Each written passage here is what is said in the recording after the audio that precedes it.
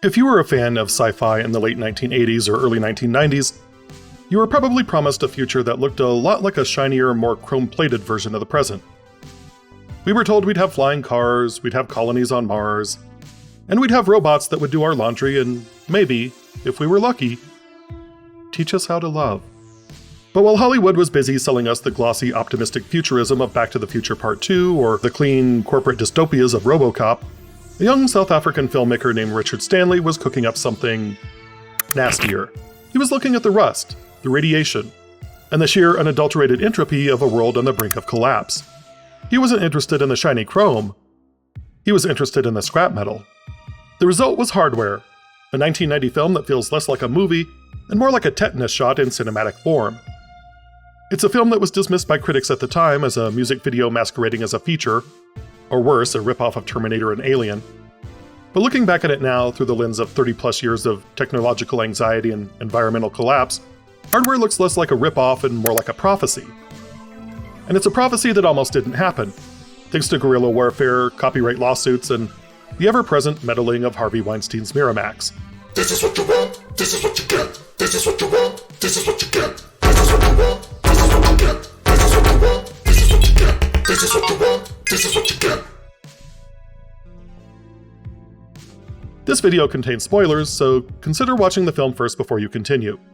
And if you like what you see, click the like button, share the video, subscribe to the channel, and make sure to click the little bell to be notified for new videos. Set in a post-apocalyptic, irradiated wasteland where the sun is a death sentence and the air is a toxic soup, Hardware follows Moses, played by Dylan McDermott, a scavenger who buys a pile of scrap metal from a mysterious nomad in the desert. He brings the junk, specifically a mangled robot head, to his girlfriend Jill, played by Stacey Travis. She's an artist who lives in a high-security apartment and specializes in sculpting with industrial waste. It's meant to be a gift, a piece of found art for her latest project. But this isn't just trash. It's the head of the Mark 13, a self-repairing experimental war machine designed by the government for population control. Once inside Jill's apartment, the robot begins to reconstruct itself, using whatever metal it can find, including Jill's own art supplies. What follows is a claustrophobic siege, as Jill is trapped in her own home with a machine that doesn't just want to kill her, it wants to depopulate her.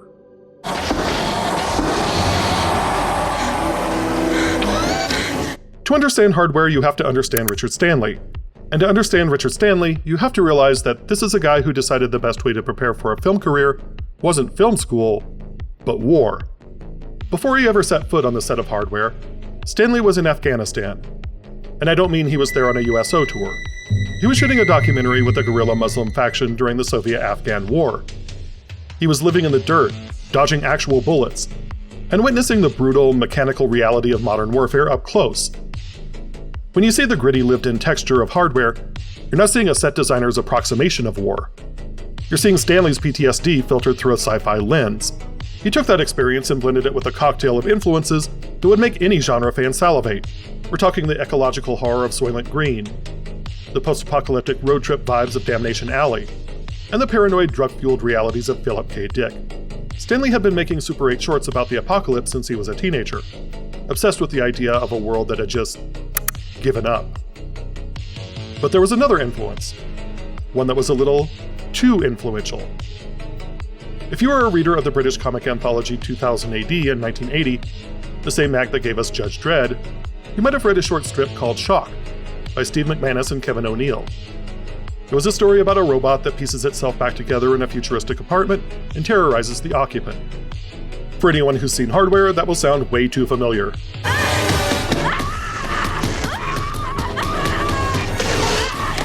It sounded familiar to Fleetway Comics, too. When Hardware hit screens, the similarities were undeniable. This wasn't just the old man down the road, this was Ice Ice Baby. Ding ding ding diggy ding ding. Ding ding ding ding. That's the way theirs goes. Ours goes ding ding ding diggy ding ding. Ding ding ding ding diggy ding. The similarities were so undeniable that a legal dispute followed. It was settled out of court, resulting in McManus and O'Neill receiving additional material credits.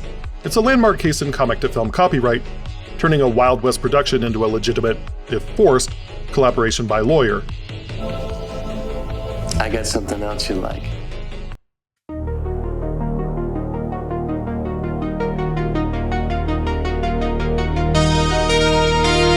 before the lawyers, there was the desert.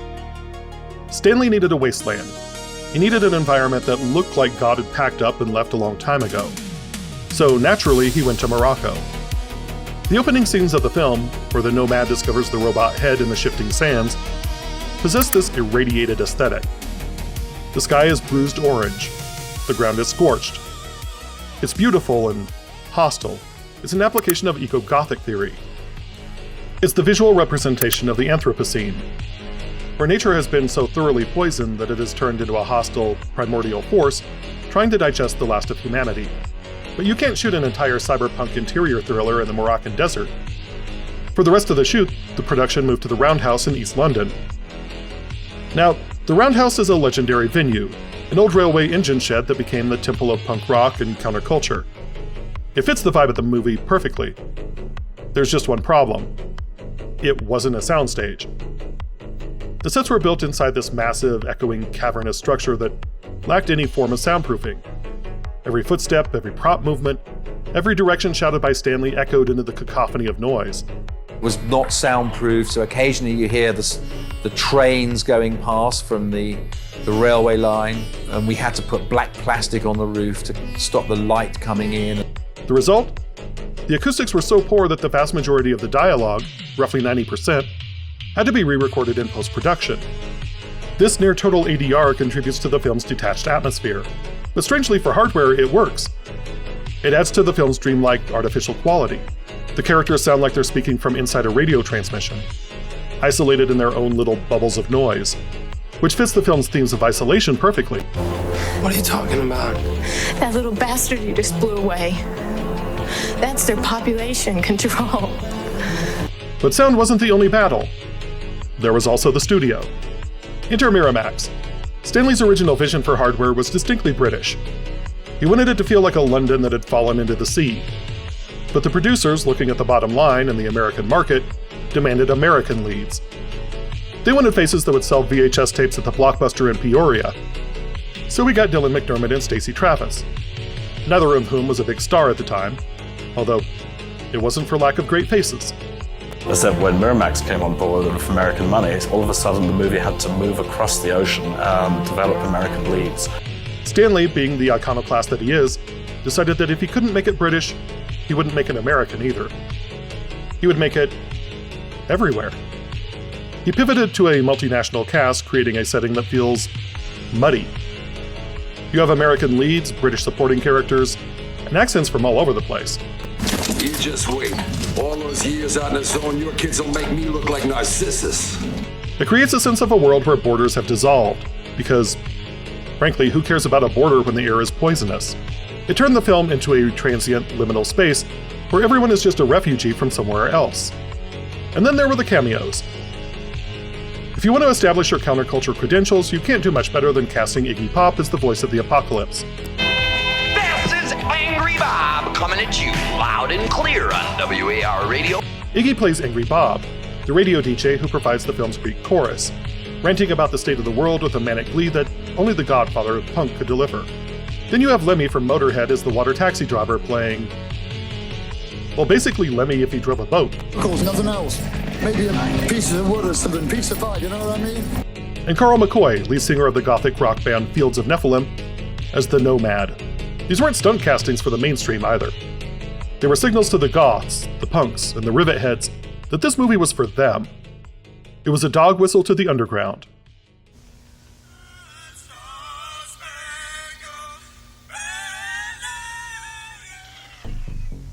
But underneath the cameos and the chrome, Hardware is a film with a lot on its mind. Stanley had just returned from apartheid South Africa, and the stench of that regime permeates the film. Yes, this is a movie about a killer robot, but it's really a movie about fascism. But not the cartoon fascism of stormtroopers marching in unison. It's about the passive acceptance of authoritarianism. The world of Hardware is one where the government has enacted a sterilization plan to curb overpopulation. It's a world where citizens are disarmed, monitored, and controlled. And the scary part isn't the oppression itself, it's how normal everyone thinks it is. The characters in the film are more concerned with their relationships and their art than they are with the fact that they live in a police state. Don't make it fun. All of this is enforced through the M.A.R.K. robot. In a lesser film, the robot would be malicious, but Stanley's take is much more troubling. The robot is essentially a glorified Roomba with a Home Depot membership. It has programming, and it follows that programming.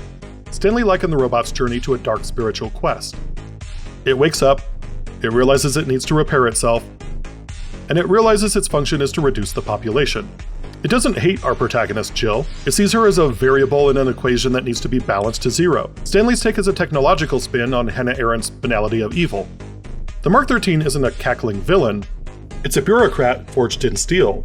It's not dangerous because it malfunctioned. In fact, it's functioning just as intended. Elsewhere in the news, popular support has been swift and loud for the proposed emergency population control bill. This fact that it doesn't kill out of malice, but because of paperwork, is part and parcel of fascism. The horror doesn't come from the robot's soul.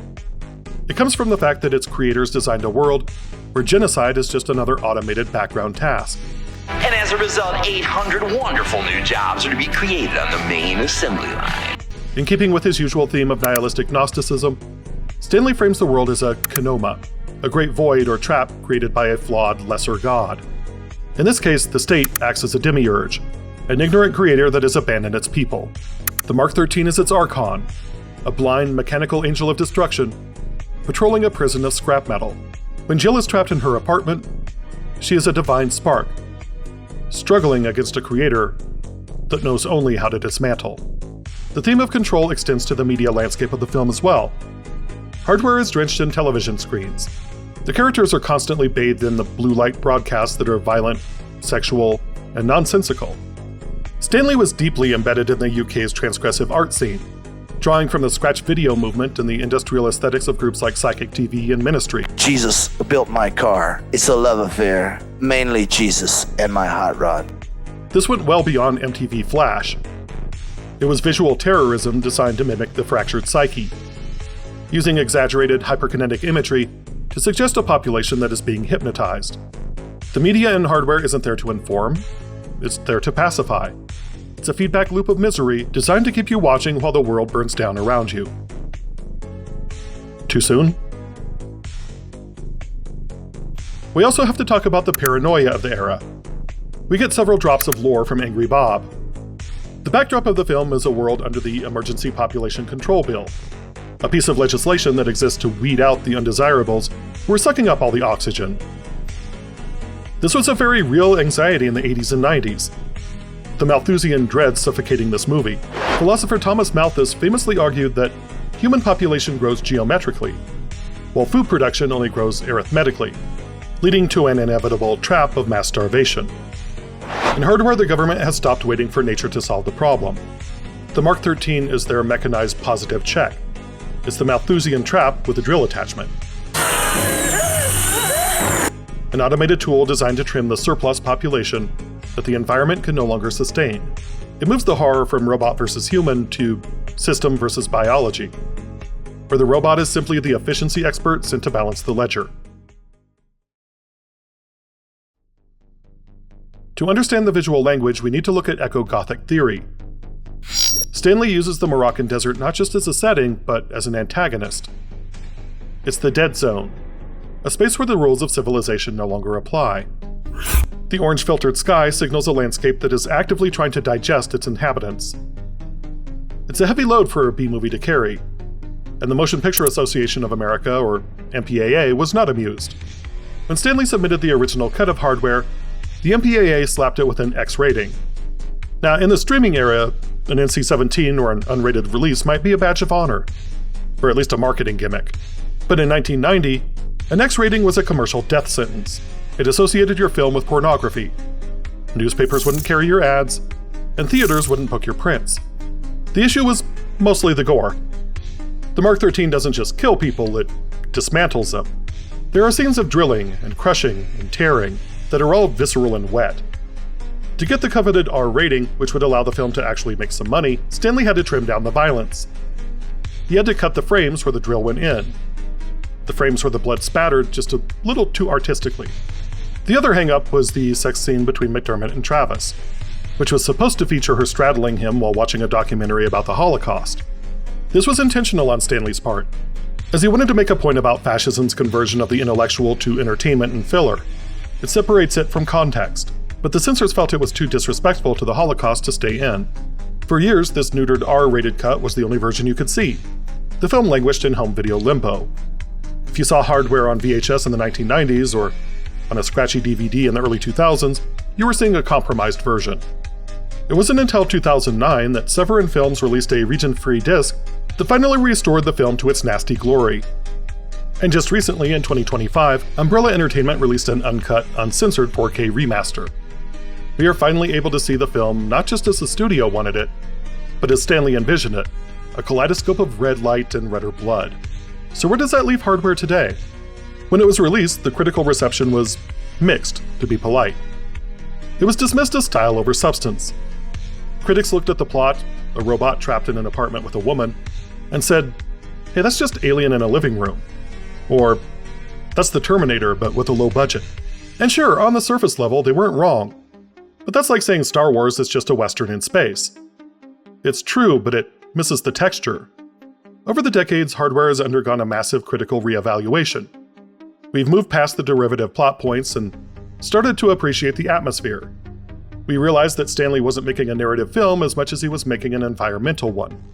He was building a world. It's often whispered that Stanley used chaos magic on the set to charge the film with a specific energy.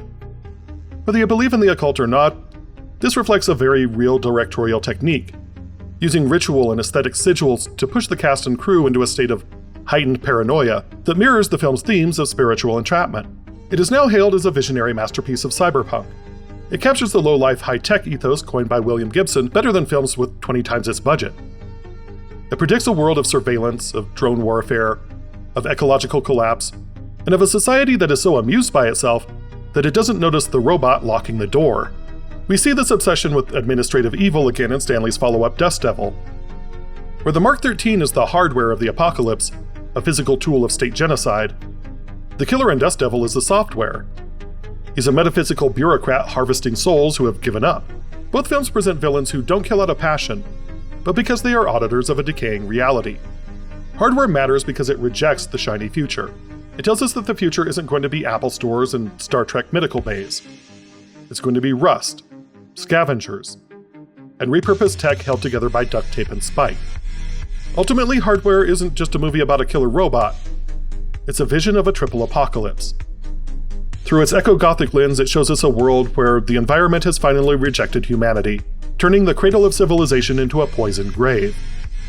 Within that grave, the state acts as a Malthusian executioner, deploying the M.A.R.K not as a weapon of war, but as a tool of administrative correction. But the true horror of Hardware is Gnostic. When we look at M.A.R.K today, we don't see a dated puppet. We see the logical conclusion of a society that prioritizes efficiency over empathy, and data over divinity. As the Nomad reminds us, the apocalypse isn't an event, it's a process. And in the world of Richard Stanley, the process is already complete. The door is locked, the thermal sensors are peaking, and the machine is just doing its job. Hardware reminds us that the machines we build to save us, or to control us, don't have to be sentient to be dangerous. They just have to work. Stay warm, stay safe, wash your hands, return your shopping carts, and remember, no flesh shall be saved.